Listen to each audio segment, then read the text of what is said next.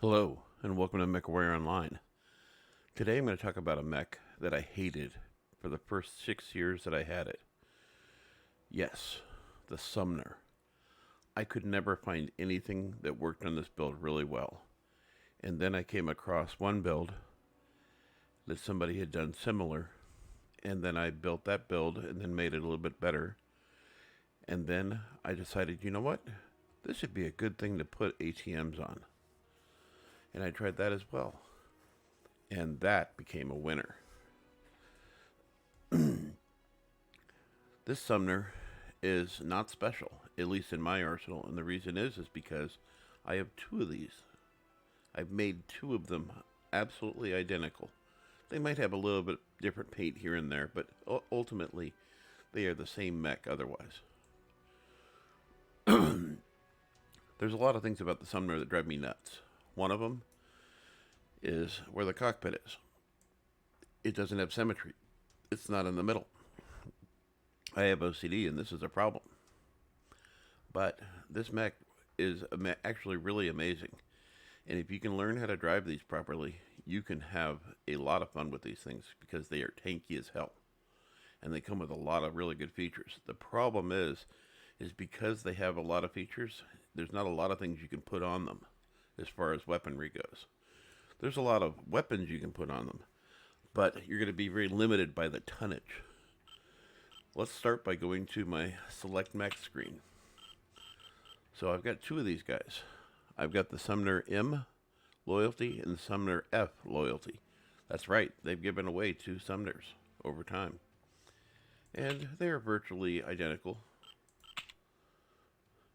Now, how I tell the difference is this one here has these little blue hash marks here. So I can really just tell the difference. Sometimes I like to build these slightly different, but ultimately I call them both Ill and Pain. Ill and Pain was the torturer in medieval times.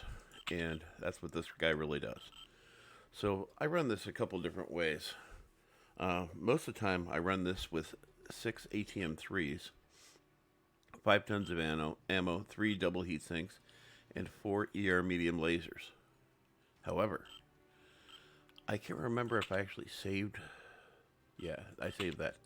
I do sometimes also run this with 8 ATM3s, and I've done it with 8 SRM6s as well. And that's actually a pretty interesting build. But let's talk about this one for a second. First of all, this is a hodgepodge build, so I'm not getting a lot of cool features, but I am getting energy range plus 5%, base armor plus 10, structure plus 10. Don't think the head's giving me anything. Nope. Structure plus 10 and laser duration minus 5% and base structure plus 10. And then on the center torso, I'm getting heat dissipation plus 5%. And structure plus 15. And I think the legs don't give me anything either. Oh, plus 15 on each one of the legs. Now this does have jump jets on board. And it is a relatively reasonably quick mech. You cannot change these pieces out. However, you can change out the omnipods all day long. And if you want to go ballistics, they've got it. If you want to do energy, it's got it. If you want to do missiles, it's got it. If you want to run around with a whole bunch of tag lasers on this mech and no other real weapons, you can do that too. And you might actually do pretty well because the jump jets, the speed, and the tankiness of it gives you some really good numbers. And what I mean by tanky is this has 63 on the arms on a heavy. That's not unheard of, but it's actually pretty good. Center torso is really good. And once again, this is a case protected mech, so you're actually really well on that as well. Now, this particular build has a heat management of 1.22, firepower of 60, but we know that's not right, and 81. How do I know it's not right? Because it's basing it on optimum range for the ATMs and maximum range on the ATMs and not optimum range. And that's how you know that it's that's what it's going to give you. So it never gives these right. It always gives these an optimum, but it doesn't give these an optimum. So if we do the quick math on that, We have 6 of these that are going to deliver, or we have 6 of these are going to deliver 6 damage, but that's at maximum range. And optimum range, it's going to do 8 damage. So 8 times 6, 8 times 6, too early in the morning, it's 48. So that's 48 already.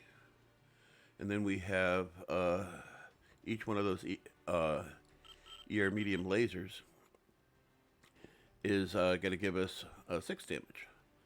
So that's 12, that's 24. So 24 plus, that's 72. How do they get the 60 number on there? Well, it's because they never base ATMs on their optimum range. They always base them on their best maximum range. And that's why that number is always kind of quirky. So when you're looking at ATMs to put on your mech and you're thinking, oh, it's only going to do 6 damage, or it's only going to do 12 damage, you got to look at the bigger number. It's actually 8 and 15 and 22 for ATM 9s, not 18. And for ATM 12s, it's going to give you 30 for each volley. So that really does add up quickly. By the way, so you're looking at this and you're thinking, oh, this is ATM3, ATM3, ATM3. You should be able to recreate this because it's 9 essentially, right? Well, you can create it, but it weighs more. It's some quirky thing. You should get a discount for this, right? So these weigh 1.5 tons each, same as SRM6s.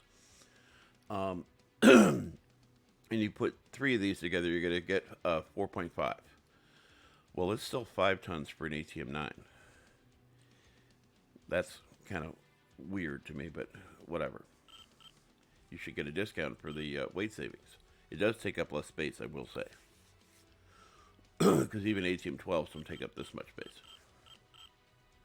Anyway, so this is one particular build. Now, if you don't mind switching things around a little bit, and you want to go like just a straight SRM build, check this out. So we grab this, and we grab this, and then we just strip all this off. I'm going to this trouble because there's a reason for it. I want to show you why.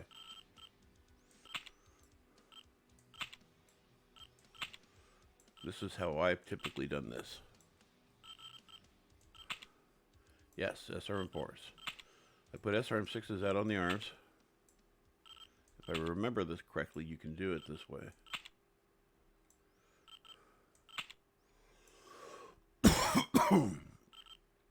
So you're running 12 SRMs, doing it this way. And then you put the ammo on board. You're going to need a lot of ammo. And I think, as I recall, you end up with the ability to put 2 heat sinks on board.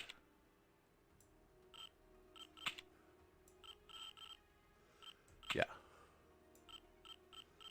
And then go to equipment.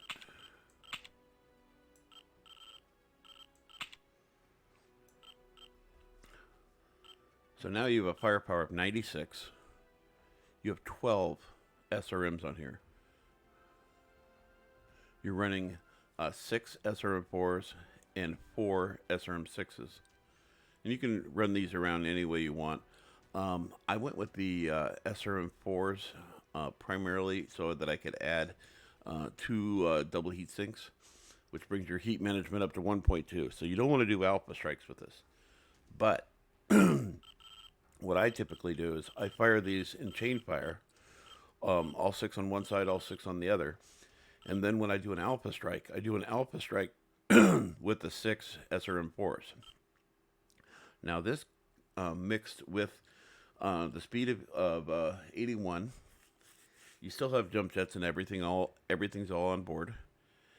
That mixed with the fact that you have jump jets and all this firepower and decent heat management, not great, but decent heat management, is going to make a scale shot look like a toy. Because this is far tankier than a scale shot is. It has jump jets. You can chase one of these, a scale shot around the board. You're not going to catch him probably because he's a little bit quicker than you are. But if a scale shot decides to roll up on you and show you how badass he is with SRMs, you're going to give it back to him and then tenfold, because he's going to have 6 SRM6s at best, but he's going to be stripped way down on the armor. His heat management's going to be non-existent. It might as well be 1, because as soon as he fires his first full alpha, he's not going to be able to fire again without going into overheat, because it's just going to be huge, and it's going to take him forever to cool down because he doesn't have lots of heat sinks. So what a typical person that's watched any of the videos out there, like with Bardol's video, they're going to run like all 6 SRM4s, or I've seen 4 SRM4s and 2 SRM2s. That's also a really good build, because then you can put I think a single heatsink on board. But the problem is it still runs really hot, and you've had to sacrifice still a lot of armor. With this one here, with the exceptions of the legs here, it has full armor all the way around, except for the head, I guess, too. But anyway, yeah, so this runs really well this way. Here, I'm just going to save this so we can refer to it back.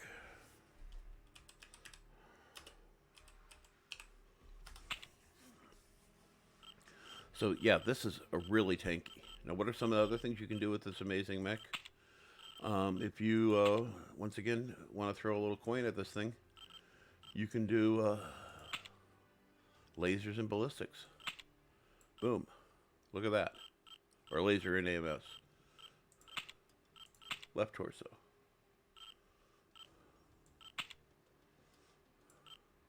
Actually, it's ballistic in AMS. My bad. So you can do 2 AMS on this here, and then you can still put 4 lasers out on the arms, 2 on each arm. This gives you 2 AMS right there. That's wonderful. I don't think you can do anything with the head. Yeah, I was right. You can't do anything with the head on these. But if you don't mind switching things around, you can do a lot with these things. So we've got the ballistic and the AMS there. And unfortunately, there is no ECM available for this, as I recall. No, but I think the Hero variant has an option for ECM. 0, 0, 0, 0, 0, 0. And they're not going to put ECM out on the arms. That's just crazy. Crazy talk. So there's a lot of things you can do with this thing here. You can go straight up ballistics on this as well. I've seen this build out on the battlefield. That's the left arm here, and is it this one? Yeah.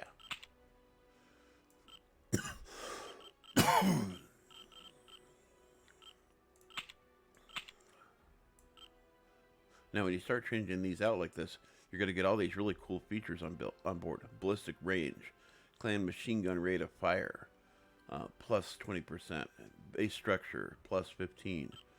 You come over here, you're getting ballistic range, you're getting clan machine gun rate of fire, and once again, more armor. And over here, you're getting UAC range, UAC velocity, ER large laser range, and base armor. Now, if you want to just make a mech that looks just purely cool, in my opinion, you got to go to this guy here. And I'll show you why. So this is what it looks like right now, right? Check this out. Just grab a random weapon, whatever, doesn't matter. And then grab a missile. In this case, I'm going to grab an ATM-12 because why not? Oh, you get this nice big pod upstairs. You don't even have to be able to see it, and you can shoot it. If it's targeted and you can bring this thing up over the top of the horizon, bam, you're hitting people. You imagine what it would be like if you had a mech that had the weapon pods for the missiles way above the head. Yeah, it's like that. Yeah, so this is just one of a number of different things you can build on this thing here. Now, once again, you're very limited on the amount of weaponry you can put on board on this thing. Because even stripped down, this is setting at 49. There's no weapons on here. But you start adding weapons on, and you're going to start having a little bit of issue. So let's take a look at this a second. We'll go a Hag 30 right here. Oh yeah. We have 8 tons left over to put ammo and maybe heat sinks if we need it, and secondary weapons for protection. So then you go like some machine guns.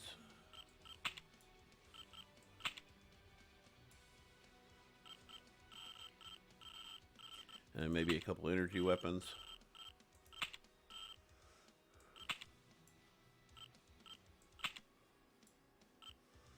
And you start building into that heat range. And in my opinion, putting an SRM-6 for this, I would go with the different torso, because you're exposing for only 12 damage. You'd really want to take more advantage of that. But look at the ballistic weapon here. It's right next to the cockpit, and if you have another ballistic on the other side, it's right there too, right where that laser is. It's really nice. So yeah, there's a lot of things you can do with these. They're just I think of this mech kind of like a Swiss Army knife. So let's let that thing save back. You come over to this guy here, and one of the things I used to run on this one quite a bit is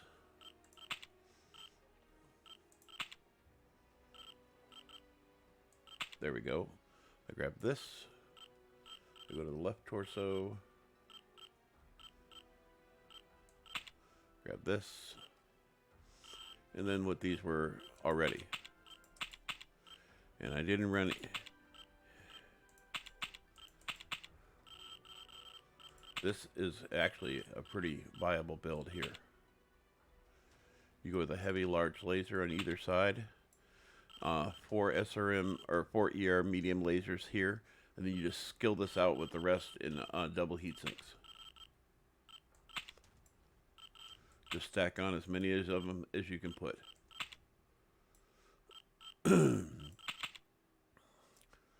Amp up the armor.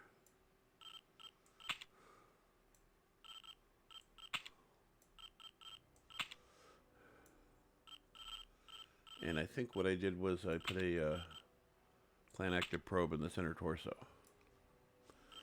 So now you've got 8 double heat sinks on board. You've got 2 heavy large lasers, 4 ER medium lasers. Your heat management is really good, 1.34. Remember, you have jump jets, you have a speed of 81, and you have a firepower of 60. You can do an alpha strike with this build because there's no heat warnings here. You can do an alpha strike with this thing one time, and it's going to just strip armor right off of mechs. People are going to go, what the hell was that?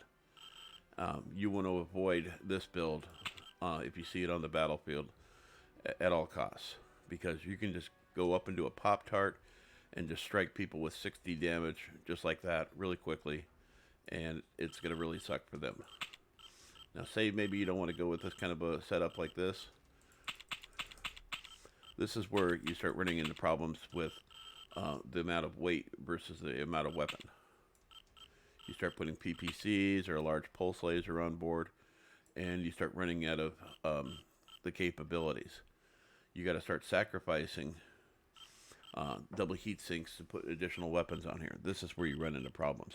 So you want to go with lighter, heavy arsenal weapons on this if you can. There's a build out there where somebody did 4 UAC 2s. I think they had to strip the arms down a little bit, but it did work, and it was actually a pretty viable build. This is what this looks like that. So this is not terrible. On a lot of mechs, when you put ERPPCs on there, they stand way out. But this is not terrible. It just doesn't have a lot of firepower. You have 20 damage. But you can do a lot of pop-tarting with this, and you can probably turn 20 damage into a match where you did 400 or 500 damage fairly easily. It's your call. But let this thing sink back to the way it was. And with 6 ATM3s, 4 ER medium lasers, it does really well. Now I did do a build where I did a bunch of ATMs and then a pair of SRM4s. And I felt it was kind of redundant because it's absolutely identical to my Arctic Wolf with with 6 ATM3s and 2 SRM4s, and I tried going back and forth between the two mechs, and the Arctic Wolf did that build much better. It didn't have jump jets, but it was much quicker, and I could get on the battlefield a lot more and share weaponry versus armor. This one's going to share more armor, but it didn't feel like it just did as well, and I never had a single match where I got over 800 damage in this build. But on the Arctic Wolf ACW-1 with that build, I did over 700 damage pretty much every match. I mean, there's some matches where I didn't do as well, but, you know, overall, the overall scheme of things, when everybody played right and everybody worked well together, yeah, 700-800 damage was not hard. Anyway, this build really works out on this mech, and you should give it a shot. It's not as bad as you would think. If you asked me about this build or this mech 4 years ago, I would have told you to throw it away. But in the last 3 years, I've come to embrace this mech really highly.